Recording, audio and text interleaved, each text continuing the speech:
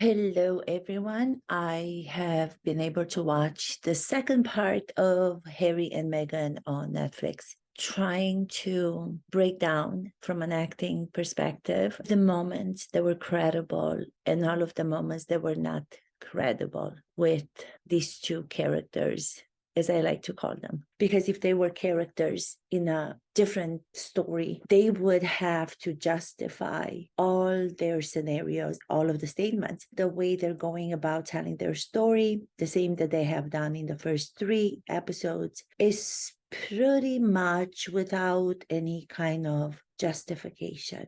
The story, if told by anybody else, would not be watched. It wouldn't have an audience. Because when you're telling a story needs to have the protagonist and the villain. In theirs, Meghan and Harry are the two protagonists. It's not just one, which usually has to happen in storytelling. They both want the limelight. And most of the scenarios come out as Meghan, the winner. The villain, they have everybody outside themselves. There's no conflict, there's no drama ever between the two of them. They want to portray an image of the two of them, which is perfect, unbelievable to begin with, because there's no such thing on the planet where everyone has a perfect relationship and everyone is happy and at peace with their new life in California. But all the statements that they make and all of the behavior that they show throughout this docuseries reveals that they are angry, they are frustrated by all the outside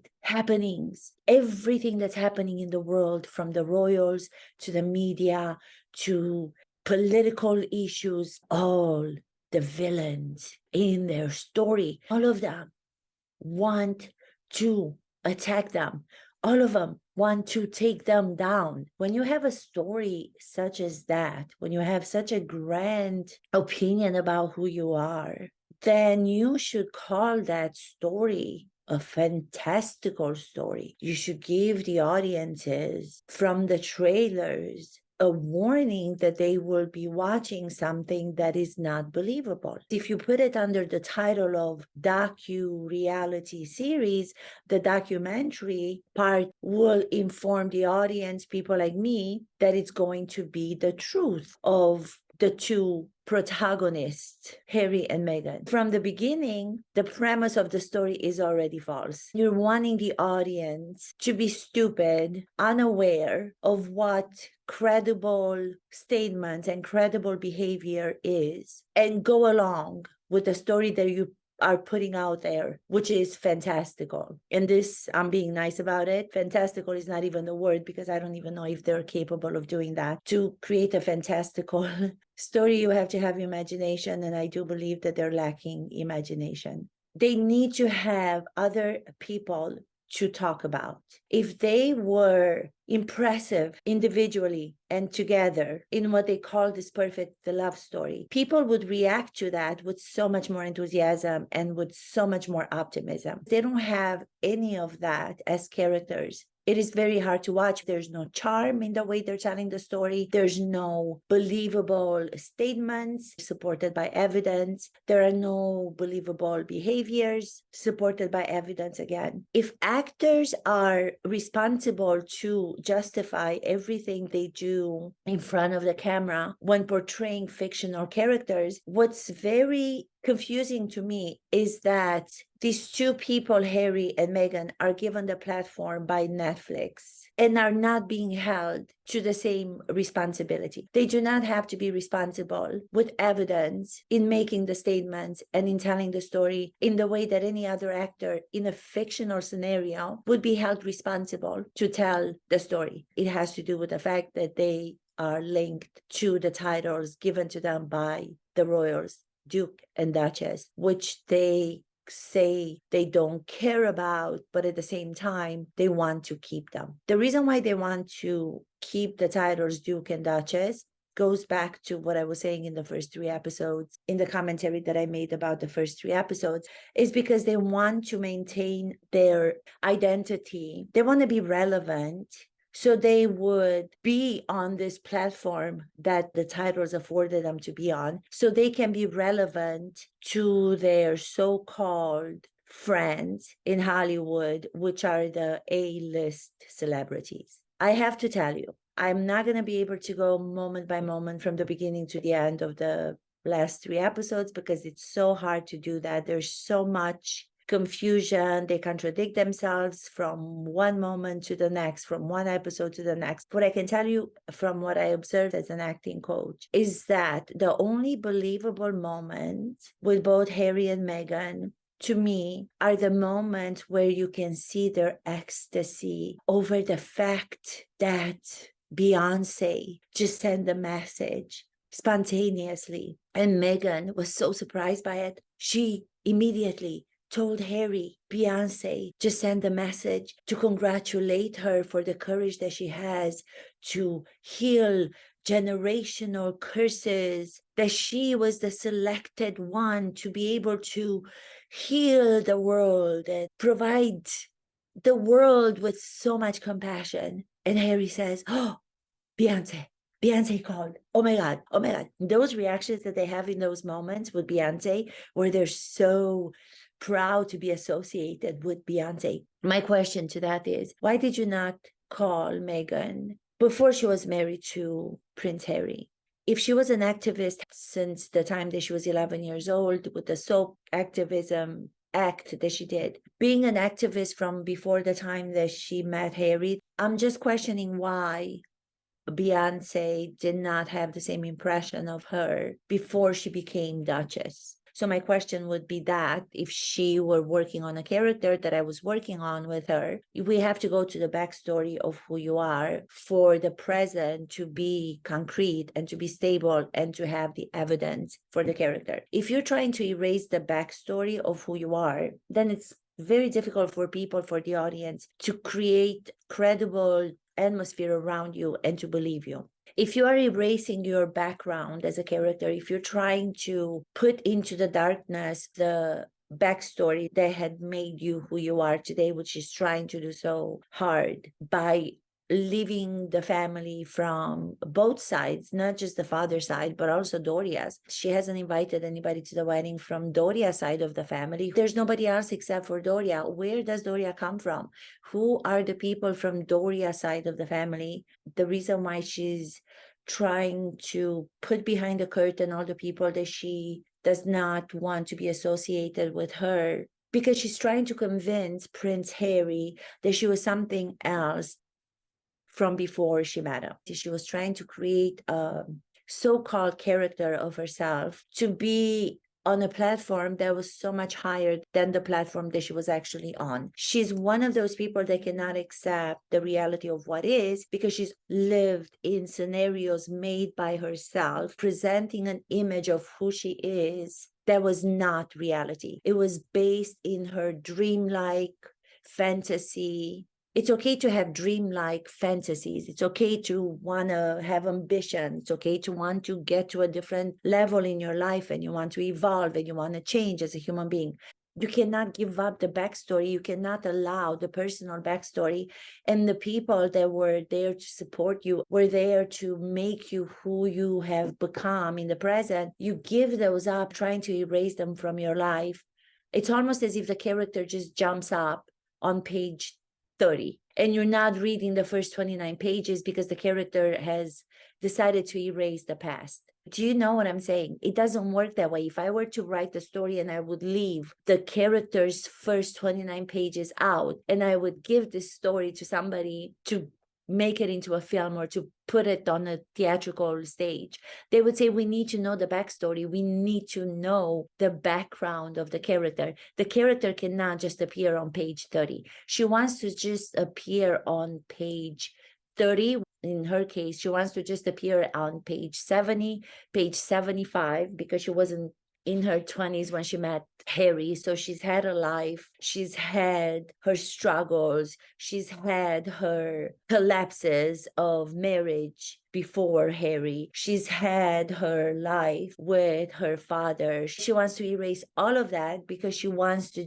pop up as a character on page 75 the chapter, after many years of trying, she lands Prince Harry. So she wants to come into the royal family at the same equal level of Prince Harry. Why would anybody want to do that as a character? Why, if I were to analyze and break down the character? Because you have so much insecurity about who you are, and there's nothing wrong with having insecurities. I think insecurities and feeling that we always have to grow and we always have to learn, and acknowledging the past that we come from, gives us the understanding and the connection with the rest of our humanity, with the rest of the human beings out there, no matter where they are from, no matter the culture, the background, because we as people will never attain a perfect feeling of satisfaction about who we are. There's always going to be insecurities, and those are what keep us grounded,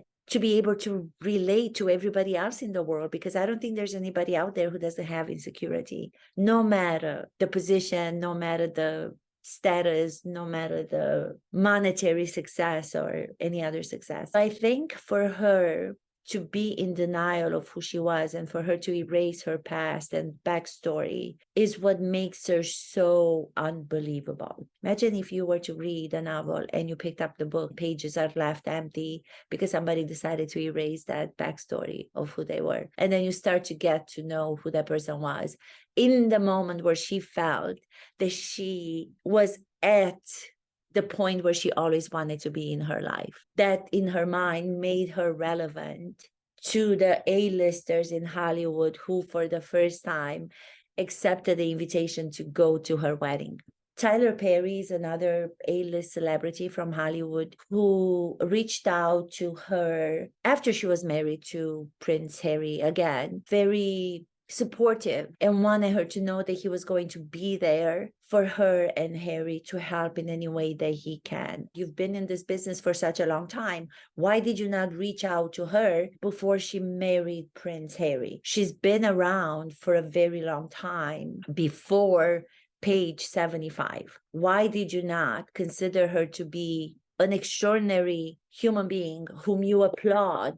You applauded her, you say in the series, you applauded her for what she stands for. Well, if you applauded her for what she stands for, why did you not applaud her for what she stood for before she became Duchess? Why did you not offer her your house, your mansion, where you wanted them to be free and to be able to love each other, as if they couldn't be free and they couldn't really love each other in England? You offered your mansion in Hollywood because you wanted them to be free and you wanted them to be able to love. Why didn't you offer that to her when she most needed, when she was struggling to become an A-lister like you? Why did you not give her a role, knowing how difficult it is for actors to become employed all the time? Outside of the Suits, the cable series that she did, and that was at the end, when she was able to catch Prince Harry, she didn't have too many roles that she could depend on financially. Why did you not reach out to her and applaud her then? I'm just having questions that I would have as the character, as an acting coach. I would have all these questions because there remain too many gaps in the story. And if the story was told by anybody else that was not associated with the royals, it wouldn't be shown publicly. There are missing parts to it. Somebody like Tyler Perry say, I applaud you for everything you stand for. I applaud you for being courageous and brave, for wanting to just be free and love. Do you know how many people want to be free and love and they don't have the opportunities that you have offered them? In this one moment where they take the plane and they leave England, and Harry films himself and he says, freedom flight, freedom flight. Are you kidding me? You're on a freedom flight. Most of the time when they're talking about running away from the monsters, running away from the villains that were trying to tear them down and put them in a cage, she was fed to the animals. She wasn't just thrown to the lions, she was fed to the lions. While they're filming themselves, they're journaling every moment that puts them in a good light. One of them being on the private jet with Grandma Doria, as Harry likes to call her, running away to freedom, running away. When somebody uses words as running away, I was fed to the lions, I was fed to whatever she was fed to. They use words as running. We had to run. I said to Meghan, we have to get the hell out of here. We gotta get out of here. This is too dangerous. And then they get on a private jet. It just doesn't make sense to an ordinary person, to an audience member who's watching the show. People are out there who are running for their life, and they're not running in a private jet. It's just too much, the hypocrisy, and it's just too much the storytelling, manipulation in the storytelling. Meghan calling herself an organism, streaming in the other direction than the rest of the fish. So she calls herself an organism that came into the river that was very calm and everything was wonderful, meaning that's the royal family. Everything was okay. Everything was just standard. And then there comes this organism, which she compares herself to, and she's streaming the opposite direction. So she comes in and she creates conflict. And then she makes a squeaking sound like, an organism is a parasite. A parasite is someone that lives off of somebody else's blood. So I don't know if she wanted to go into that part of the definition of what an organism is. And this shows you from this very introduction into the second part of Harry and Meghan show on Netflix. This is exactly how the whole thing is going to be like. They only want to portray parts that are going to put them in a great image, in a great light. They are trying to put everybody else in a horrible, horrific, horrid light. They have footage, they have diaries, they have video diaries, they have blogging, whatever you call all of these, for portraying one side of the story, which is their side of the story, in their perfect world as they want to present it to us. When it comes to actually giving us the evidence and the footage for the rest of the story, when they portray the other people as the villains, they don't have anything. Does that make sense? It doesn't make sense to me. You yourself have to present yourself as a full out character. You can't present yourself as a portrayal of a one-dimensional human being, because none of that exists in the world. You cannot portray yourself as being the perfect human beings who have done no wrong, only show that footage of that image of you. But then when it comes to the rest of the bad stuff that you're talking about, when it has to do with the other people, with the royals, when it has to do with the media, when it has to do with the press, when it has to do with everybody else that were going after you to destroy you, you have no footage or you have no evidence. So organism going up the stream when all the fish, everybody else were going calmly, and she came into the stream, she came into the river, and she disturbed what was happening because she came in a secondary role in the monarchy. She became the wife to the spare of Prince William, which is the heir. If you were to look at an actor or if you were to look at a character, she went after Prince Harry and she hunted him down and she got him. She knew that she was going to be getting a second role. She was going to be a supporting role to the principal roles in the royal family. When she got there, because she sees herself as this bigger than life character, raises her backstory of her humble beginnings, which in anybody else's situation, they would be so proud to have come from an ordinary backstory, as most of us would identify with, to have gotten to the level where she is right now. They would be so proud of their achievements, but she's so embarrassed and she's so ashamed. They use words as shame and embarrassed in so many other situations. They're wanting to disparage all the other people who have done them wrong, but they never talk about themselves being ashamed. They never talk about themselves being upset with themselves. It's always when it comes to other people, because they know that words like ashamed, horrific, bullied, racism will provoke a lot of emotions in a lot of people.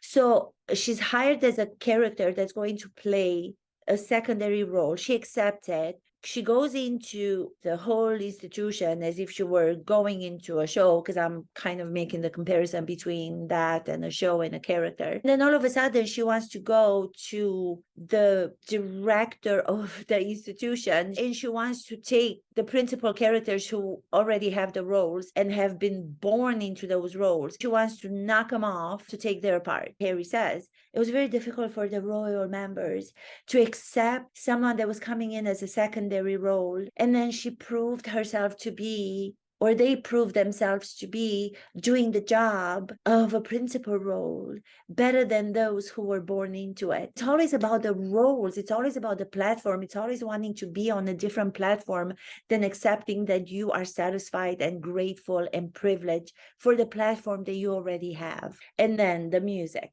Every time they go with the music, when it comes to their portraying them in this fabulous light, they're talking about the church. And of course, beautiful royal wedding where she asked Prince, now King Charles, to walk her down the first part of the aisle going to the altar to meet Prince Harry. Why did she have to ask Prince Charles? If he was such a horrible human being, why would you want to do that? If you're the activist that you say you are, why did you not want Doria?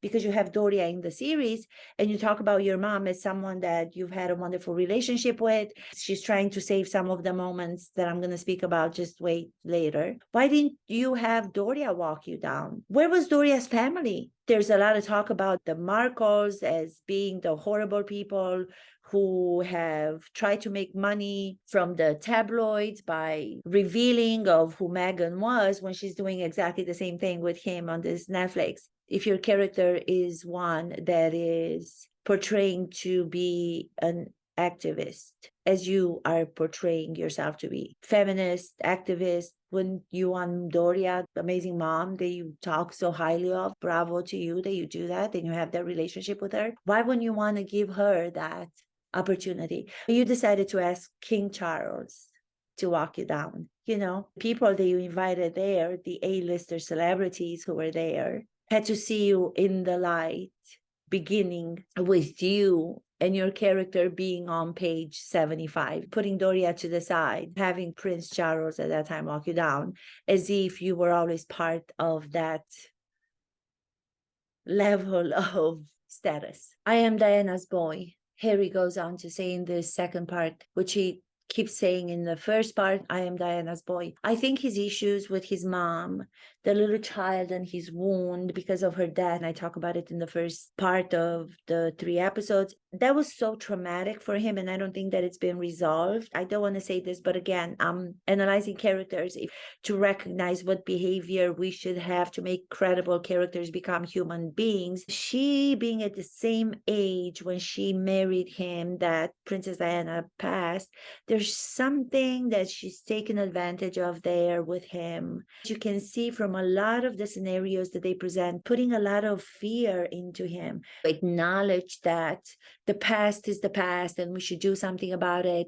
We should maybe see a professional. Since she's also talking about the fact that she was suicidal, these are just so fragile statements that both of them are making about the traumatic experiences. There's no doing anything about it. There's no support from one to the other and vice versa to help each other to come out of that. They talk about it, but there's nothing that goes on to be resolved. Putting out statements that are so fragile about trauma over my mom's death and I felt suicidal. You would then try to see what can we do? What are the characters going to do to be able to achieve the goal of making themselves feel better?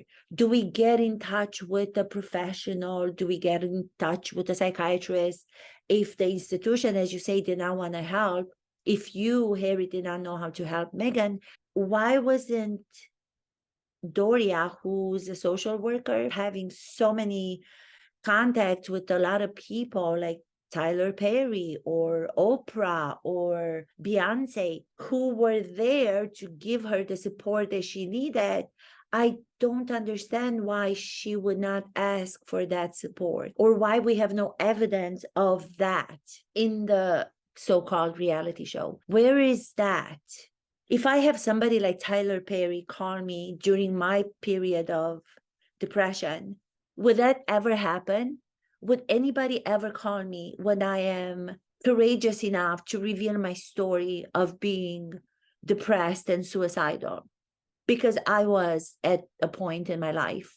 I don't have that opportunity.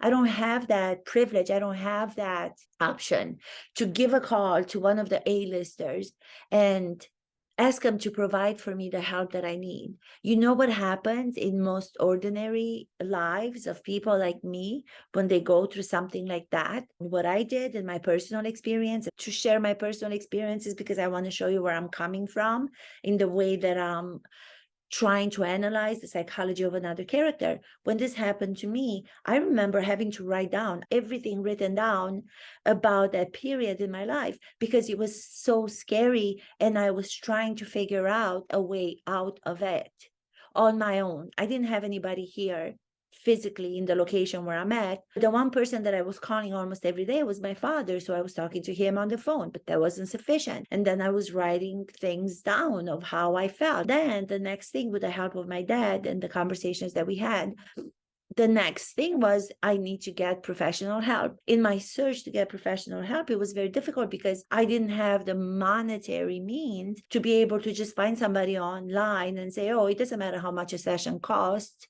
to talk to somebody to ask for the help of a professional psychiatrist. I had to deal with, let me find somebody who's going to be covered by my insurance. Is my insurance, my medical insurance, going to cover that? I mean, the fact that you say that you're part of the royal family, you have Prince Harry, who from his past, together with Princess Catherine and his brother, Prince William, have talked about issues, have talked about trying to speak up about the fact that there's so many people who are dealing with so many mental issues in this world, with the real problems that are going on. You felt suicidal and there was nobody there for you to help you. Between Prince Harry, between Tyler Perry, Beyonce, Oprah, your mother who's a social worker, since you have a letter that you've written for every moment that you want to portray yourself in a good light, you have a letter, you have a document, you have a camera shot, but you don't have anything to do with these very fragile and very sensible statements that you're making. I would just be so careful about that. There are really people out there, as I gave the example, who have so much more to worry about and trying to find a solution of how they can help themselves to come out of that state of depression. That made me really sad because it brought me back to that time in my life when I was dealing with that. So it triggered me having all these opportunities of help around you. And it just triggered me to go back to that period in my life. And as I think about it right now, it was not easy. The music, going to the chapel and we're gonna get married, going to the chapel, love, love. I love that every time they play a song, it's so obvious to what the scene is, giving us, the spectators, the manipulative sound effects, sound of music to go with their statements, because if we do not believe their statements to be true, the music on top of it is going to manipulate with our emotions. Lovely music. And then when it goes to the characters of the villains, the royals and the media, they play a different kind of music to give us that like scary feeling of, oh my God. Best choir, the people from all the best choirs were put together for the wedding by Prince Charles. I wanted to say something about that, you know, as actors, people who are artists, because I consider singers and choir singers to be artists, to think of them as being brought together from all parts of the world to make this team to be the best of all the choir singers. If you are or consider yourself to have been an actress, when do you choose to speak about something in a negative way? And when do you choose to speak about something in a positive way? So I would say there's a character that doesn't have any believable truth that they stand by. Everything changes from when it suits them. Suits, as in Suits, the cable show that she was on that was coming to an end when she met and married Prince Harry. She knew she wasn't going to get another role. Whenever it suits her, she puts everything in a beautiful light. And then whenever it doesn't suit her, suits again. Oh my God, there's so much. I can't believe that I'm doing this and I'm never going to finish. This is crazy. There's a Craig Ferguson. There was this late talk show, Craig Ferguson. Meghan was on when she was actually doing the Suits, Rachel playing character. And if you guys watch that, I'm going to try to find the link of it. If you see her behavior with him, where she speaks with a normal voice, she doesn't go to this different voice. She's the character with her life in those pages that now she's trying to erase herself from. Then she is completely the true, real Meghan Markle in that interview before she had the confidence that she has now, together with Prince Harry, to come up with this story. When you see her in this interview, you will see the real Meghan Markle. She talks about her father. She talks about how he was there to help her. She talks about the fact that he was a director of photography on the famous show, Married with Children. And she spent 10 years on that set after school. She was flirting with Craig. She was Meghan. She was the real Meghan, because that's what real people do. They're complex characters. They have fears. They have moments of laughter when they don't feel like they want to laugh. They have moments of insecurities. They have moments of greatness. That's where she was herself. Now she's trying to portray this one-dimensional character, cardboard of a character, where she's very classy and she's very elegant because she's always been part of this A-list group of people in the United States of America, of Hollywood. Oh, how come she never talks about her first wedding? She talks about this love story as if it's happening between two teenagers, but she never talks about the fact that she was married before. What did that teach you? If you are a character in a story, then the learnings and the experiences that you had before, prior to what the present situation is that you have right now, that will be something that you will go back to try to learn things from. You know, she wants us to believe her life began when she met Prince Harry, and she was an A-lister, which she was never one. She's not one right now. She's associating herself with A-listers because they associate themselves with her now, but they never associated with her before she became Duchess. So she goes to sing a song, and she tries to show how she's such an authentic human being and organic and instinctual in the moment. If you're going to sing a song, if you're going to dance, there's another part attempting to dance in the frame of a door, and she does these like moves, but she only goes halfway because she's always observing herself. She's always observing herself to portray a perfect human being, which she is not, because nobody is. We are getting to see half a human. That's why we do not relate to what she's saying. And that's why what she's saying is not credible, because she's giving us a one-dimensional character, which nobody is. So she goes for the music, but she doesn't get into it because she doesn't want to reflect any of the imperfections that we all have, when we would welcome that, because we all have imperfections, and that would be something that we would all identify with. Oh, it's okay to do it. It's fine to do it. She holds everything back as she does with everything else, as she goes into this little girl's voice as if she's not 40 years old, you know? Oh, and then they go into the Nottingham cottage, which they were living in. And the only thing that I have to say about this, because everybody else has talked about how dare they don't appreciate the fact they are living on the palace grounds.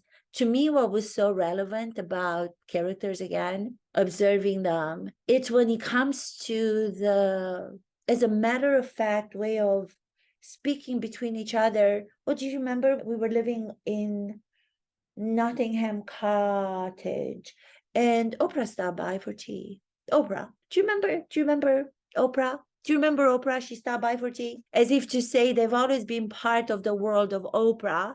And Oprah stopping for tea, nothing special. There's nothing special about Oprah stopping by for tea, because that's been my whole life, beginning again on page 75. because I don't have a past. I would have done anything to meet Oprah, and I never did. When I would have done anything, because it would have been of such importance for me to get to Oprah, because she would have provided me the platform that I needed to maybe make it as an actress, even though she wouldn't have made it as an actress. Even now, having all of this support from everybody, nobody's offering her roles to do because she's not an actress. This is what I'm trying to tell you. She's not an actress. So when people associate her acting her way through this docu-reality series, and that's why people are not blaming her for what she's saying as much as they're blaming Harry because she's an actress and she's acting her way through it.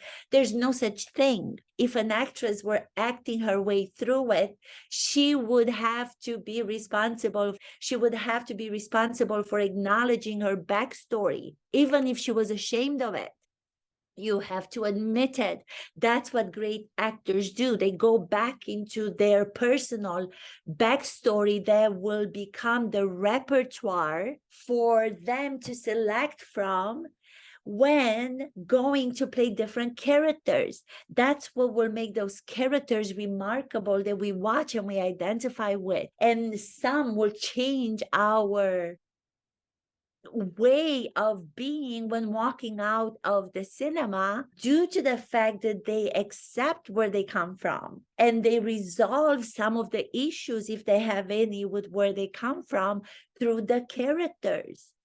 You don't just erase the past, because if you come at something, if you come to a show like this without a past, nobody believes it, because everybody has a past.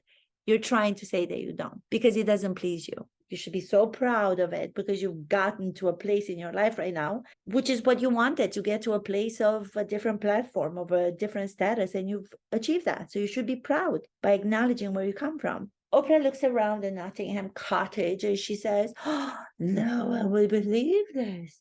No one would believe that you're living in this cottage with such low ceilings. What a problem to have. Oh my God. The problem is that you have to bend down a little bit, because Harry, being so tall and handsome, he has to go down like this. Well, Harry was living there for a long time. I think he would have had enough time to practice to bend down when walking, so he wouldn't hit his head all the time, like she says that he was hitting his head.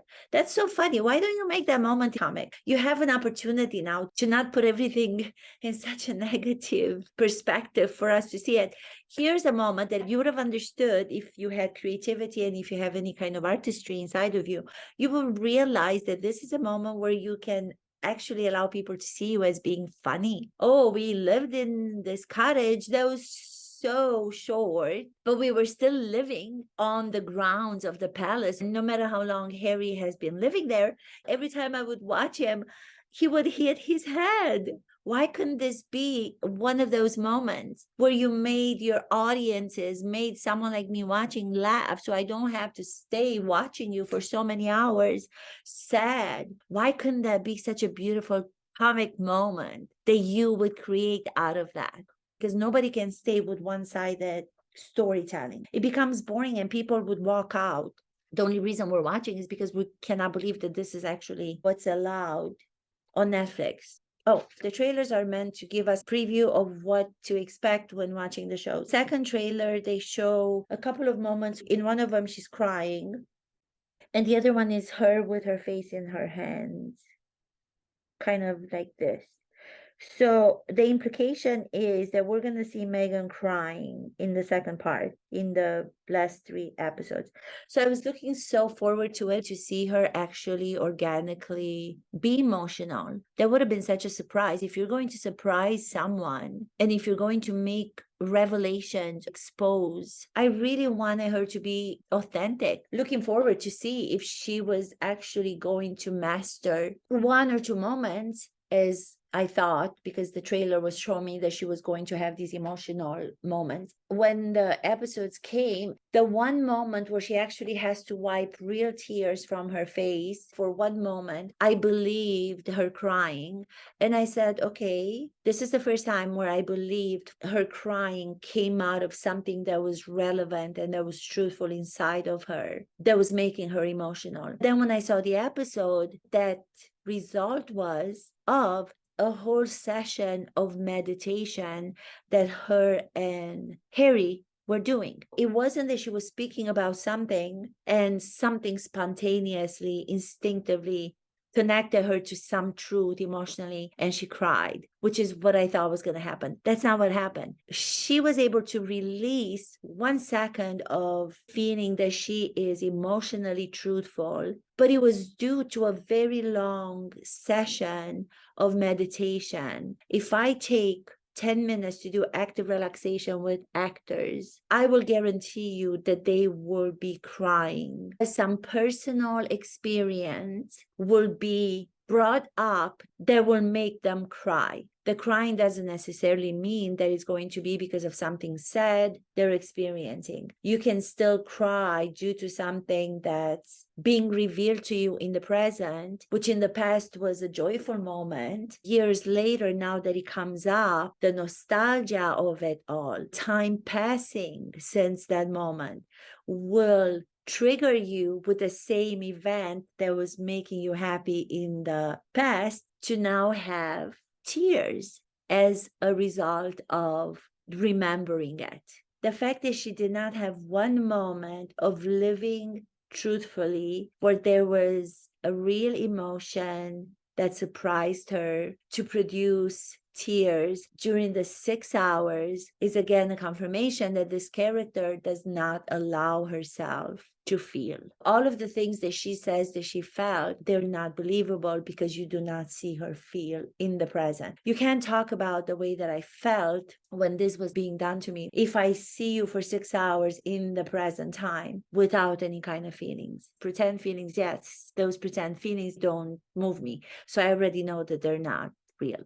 She wanted to heal generational curses. She wanted to come into the institution. She wanted to change the tradition. She wanted to modernize tradition. These are what the supporters are saying. There's a moment where she talks about the women, the victims of the fire that happened. She decided to create this cookbook during that with the survivors. When she was approaching these beautiful women, I was acknowledging that they were kissing 3 kisses on both cheeks and then another one. Why was she not backing away from it the same way that she says that she wanted to be free in her expression and she wanted to hug? Yeah, no, she was so available to go with the 3 kisses, respecting the background and the cultures of these women. But at the same time, when it had to do with her having to play a second role and respect the tradition of courting and all of the other ones of the royals, she couldn't deal with that. When she's the principal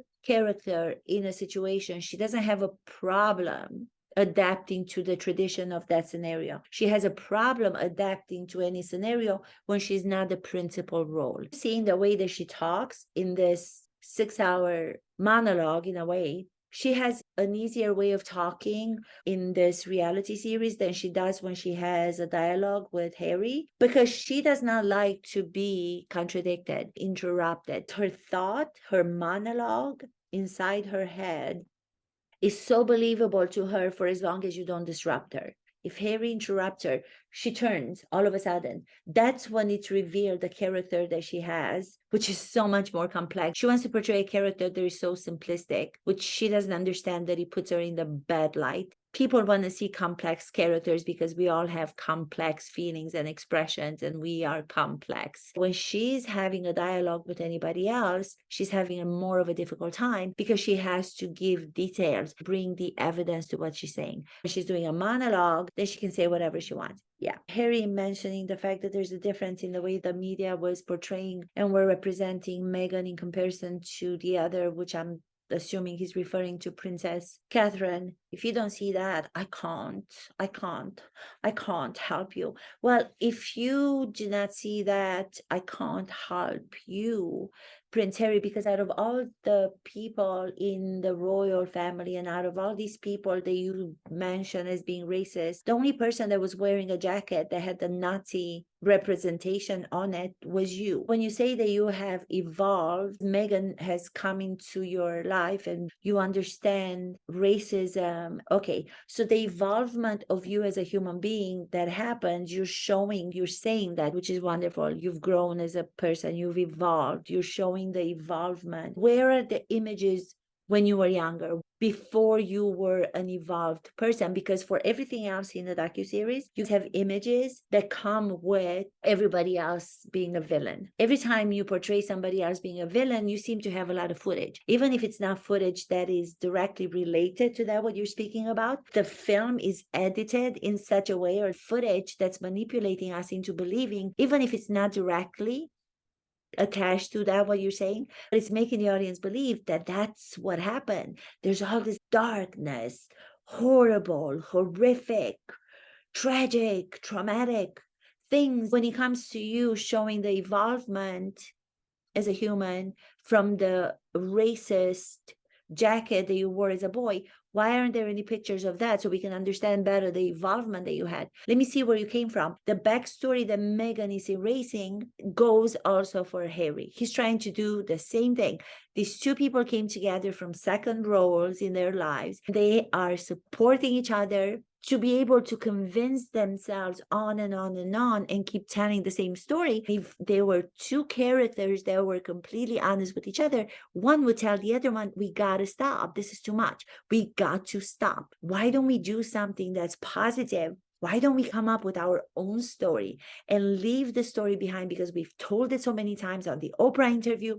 We've been telling it in the magazines. Now I'm going to tell it with my book. Let's do something creative that's going to be new, that's going to be of positive impact to the world. Because you keep saying you want to be compassionate, you want to show your humanity. When are you going to do that?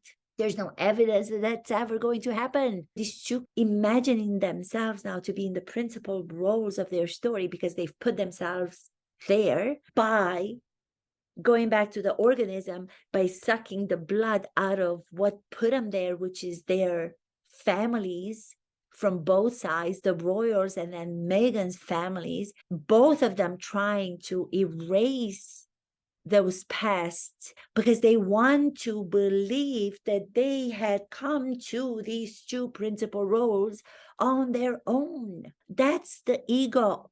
They don't want to give an ounce of credit for where they are right now, which they think they are the grand leaders of the universe. They don't want to give an ounce of that credit to anyone from their lives prior. Nope, that's not believable. If a character came on stage to do exactly that, or if a movie started with that, people would walk out of it. But I think because they don't know the difference between mediocre acting and great acting, they don't have that capacity to understand what great storytelling is. And Netflix, you would think, would let them know that this story has no drama. They have no story. Talk about unfairness in the world. The rest of the people having an emotional moment. Doria tries to cry also and she's not able to. And then some of the other people, they're calling them friends. But then I heard that some of them are being paid for this or they're being business associates. Whenever somebody tries to cry, they don't have the ability to cry because trying to cry is the thing that's going to stop you from crying. When you're trying to cry, that's actually going to have the opposite effect. It's going to paralyze you from doing it. When you're not trying to cry, that's when you cry. And that's what we do as actors. When I'm working with an actor, if I say to the actor, I want you to cry, automatically he's going to be put in a position where the expectations of what he or she is supposed to do is going to stop him from going there. So you have to work towards it by doing the relaxation, doing the effective memory exercise, emotional recall exercise, which is almost like an active meditation from what they were portraying, without putting that final result on them of expectation of a final result. They will be able to work themselves up to crying because you've never asked them to cry. You will reveal different events from the personal life of the actor and create during a practice many years of training, the entire life of training. You will have all these personal events from your life, imaginary events mixed with the personal events to be your tools at your fingertips to know where to tap into when emotional character is being plate and you have these notes that you can go into, but they don't know how to do any of that because she's never really done acting at a level of what she's trying to portray to us, that she's had a successful career as an actress. And again, there's nothing wrong with not being an actress and not getting to that successful career, because it's very difficult. I think her accepting that, many more people would feel that they recognize themselves in her. Oh, there was another thing in the beginning of it, which I have mentioned here, which I talk about it, the facial hair. I feel that Harry has been changed completely, not only emotionally and mentally by the arrival of Meghan in his life, but I feel that he's also been changed physically. I talk about the beard and the facial hair. I have never seen him without it. If you go to my prior video about every detail having to do with my own experience from having one of my ex grow beard and why I did it, and how I consider Meghan to have her reasons or wonder why her reasons were. Harry said in one moment in these 3 episodes, it was the first reveal of baby Archie, and he comes out and he says something like, I'm probably paraphrasing because I can't really read my own notes. So he was trying to be funny. And he said he's already got some facial hair, which I thought, there's the mention of facial hair again. You know, subtleties in character statements are so important to be paid attention to, which we have to in analysis. And also what other characters say about the main characters, now them to being the main characters in this docu-mockery of their life. What other characters say is very important, but it's not just characters who are taking your side. If you're wanting to create a story that's going to be compelling to the audiences to watch, you have to have the villains that they talk about so much be part of the story. You can't just talk about the villains. It's exposition. If you're just talking about the villains and you're leaving them off, they're not going to appear in the story. That's narration, that's exposition. You're telling me what is without the evidence to show.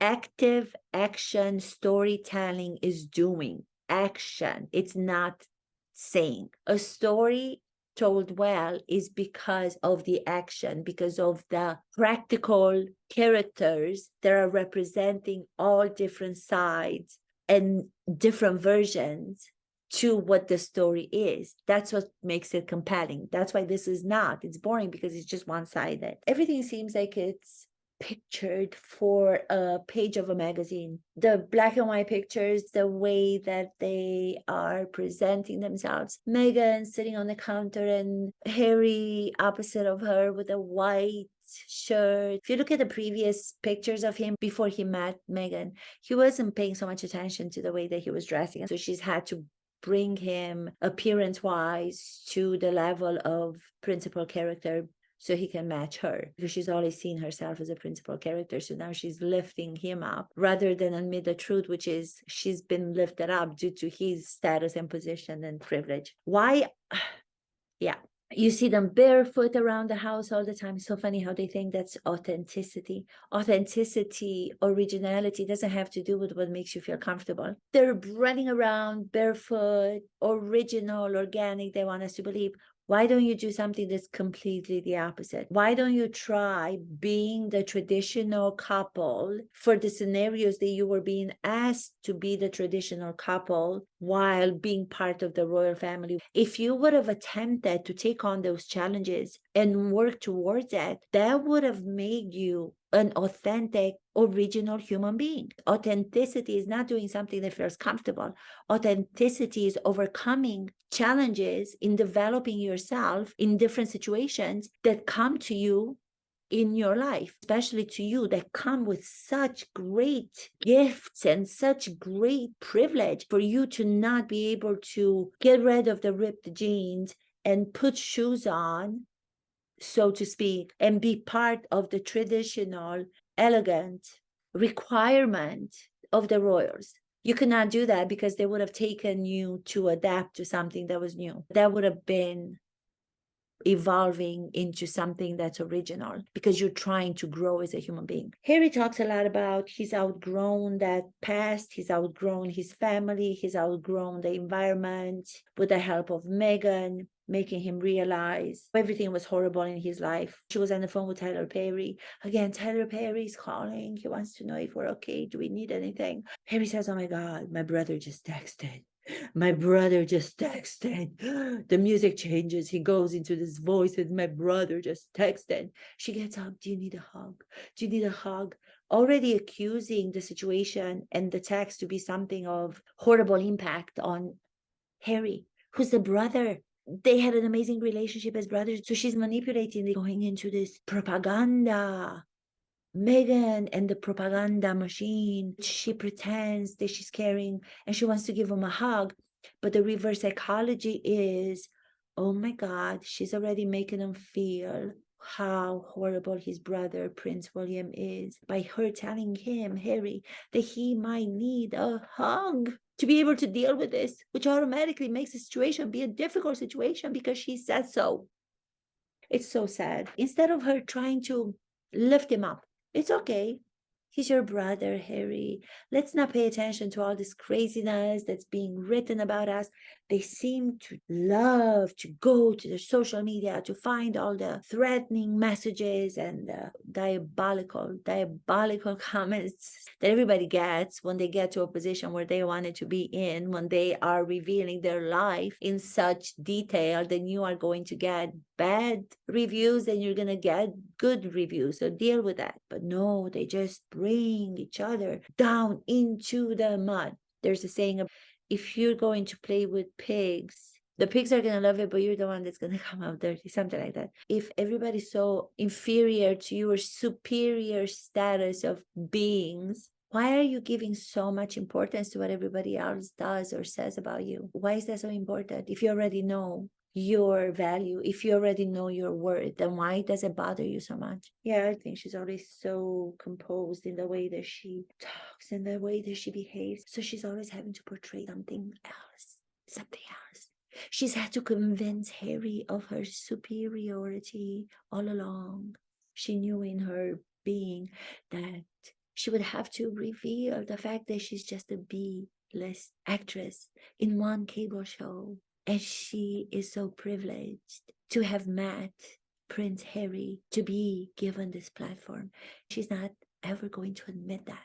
She wanted Prince Harry to believe that she was birthed on page 75. And that page 75 is when she met him. Bullied his brother, Prince William, when they're talking about the conversation, the summit, the meeting of how Meghan and Harry wanted to be part royals and part Hollywood A-listers. The reason why they wanted to keep the royal titles is because they wanted to be relevant to the A-listers. That's why they wanted to be remaining halfway into the royal family and then halfway to move to California. That's what they wanted from the beginning. The fact that they're talking about we were supposed to move to South Africa, New Zealand, that's just something that was brought in to make us believe that it was a spontaneous kind of move for them to go to California. Stop, because my characters in my story would not be believed. So why should I believe your character? How dare, Meghan says. How dare, when it is about my life, when the stakes are so high, putting herself in a position that she's not in. By making a statement, she thinks that she's going to make us believe that that's the case. Just because you make a statement doesn't mean that you're going to make the audience believe. But you can continue to do it. And if you do it numerous times, and if you lie numerous times, that's called propaganda. That which is a false statement because you keep repeating it. And as long as you keep repeating it, the lie will seem to some people as the truth. When the stakes were so high, and I, the wife and the mother, was not invited to that meeting.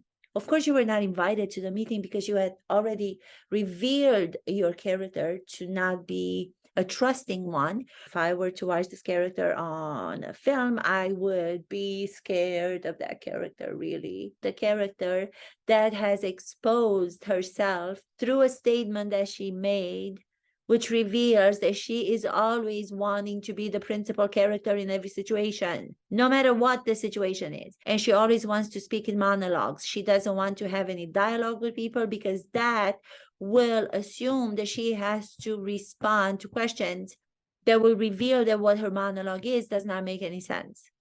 Yes, she was left out of the meeting. Harry went. It was so horrific. Prince William yelled and screamed, and the father lied, and the queen just stood there. The poor late queen.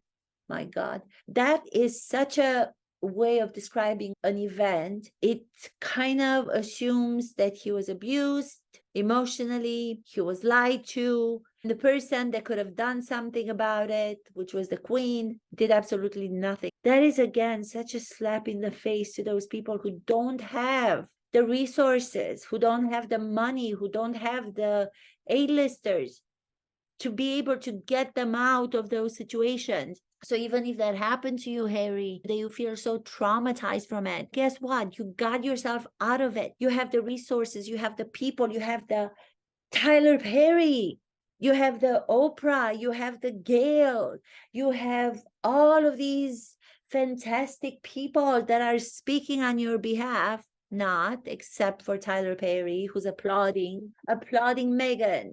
Medea is applauding Meghan. Medea is applauding Meghan now. Now that she has the title of a duchess, another revelation. He's the godfather of Lilibet, named after the queens, known only by the inner circles name. You're naming your daughter Lilibet, the nickname of your grandmother, who stood there watching this abuse and this bullying that you had to go through. You had to name your daughter Lilibet. You've asked Tyler Perry to become the godfather, and he says, yes. Yes, I would love to become the godfather. Yes, I am there for you no matter what, Harry and Meghan. You can stay here as long as you want. Why not say that to Meghan before, when she was a struggling actress? Why didn't you help her then? Associating yourself with them now. Going to be the godfather of Lilibet. Yes, you are, Tyler Perry. You're going to be the godfather of Lilibet. Only if you know that you do not have to go back for the christening.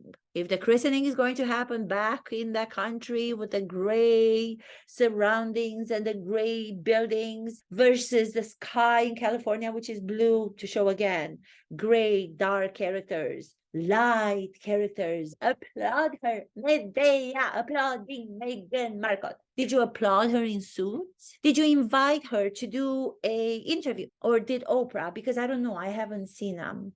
Maybe they're out there, but I haven't seen them. So if anybody knows about any interview that Oprah did with Meghan when she was on Suits, and Tyler Perry as Medea applauded Meghan Markle in Suits, I would like to see it. Oh, how come there are no conversation about anything they're good at?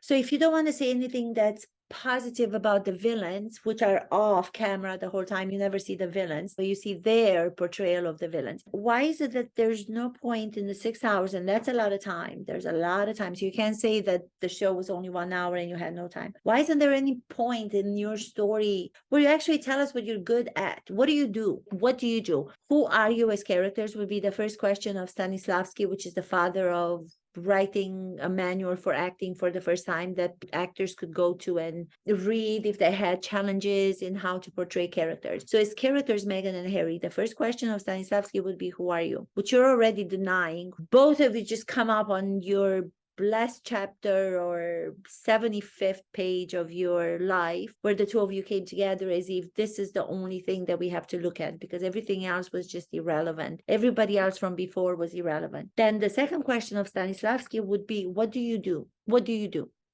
I'm asking the question. Yes, I'm listening. What do you do? Not just giving me the title of the prince that has to do with something that you were privileged to be born into. What do you do? What are you good at?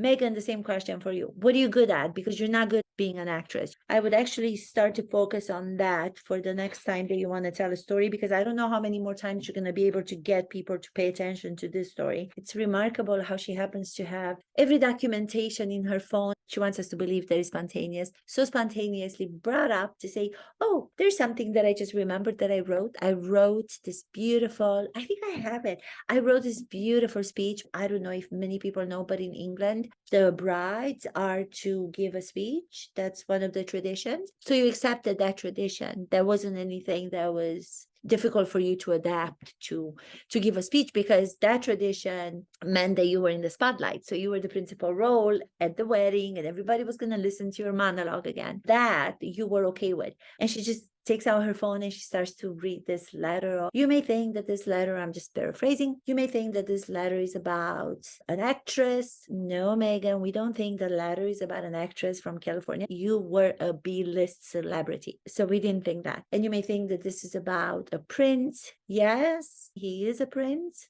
So yes, we believe that part. But I'm going to have to tell you that this story is just about a boy and a girl. It's almost like they're going back in time to their teenage years to talk about themselves as if they were meeting for the first time in this innocent first love. You're a man and a woman. They read it to the audience how to demonstrate that she's not even a great actress doing that. One of the first things that actors learn is when they're using a text that's written, you usually look at the page and you take the first line. You might want to know it's there, right? So then you give it to the audience to make eye contact with the cameras, which is the audience in this case. You may think, so you may think that this is a story about, just as an example, to finish this up, she talks about this guy that was on a plane when they were leaving Britain, and the steward, not a pilot, but a steward, he just went next to where she was sitting and knelt. Madam, ma'am, we want to thank you for your sacrifice for our country.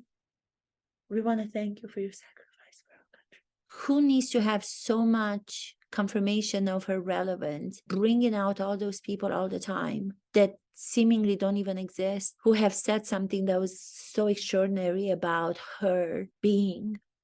It just makes me sad. When the audiences first were put in the face of great acting, having not ever seen great acting before. I'm talking about the beginning of the group theater when acting was changed forever. And then in the 1950s with Marlon Brando, who came out to portray a character with all the complexities of a human being, not just one-sided character, not just the facade of a character, but revealing everything that people have, became the new way of acting.